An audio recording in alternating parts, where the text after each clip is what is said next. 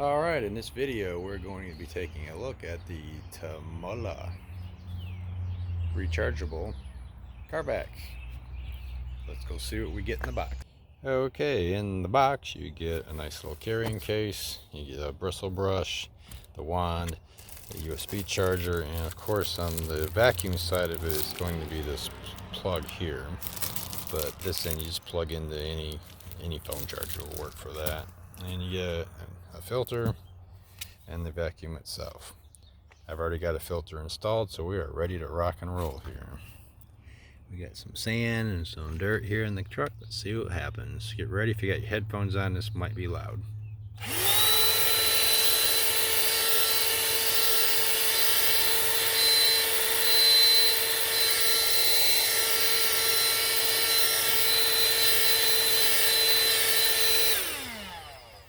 Okay, that's just straight on. We're going to put the little bristle attachment on there.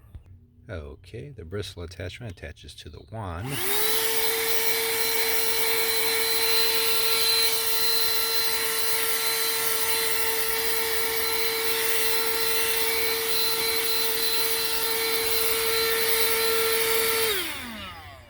Alright, as you can see, it does what it says it's supposed to do.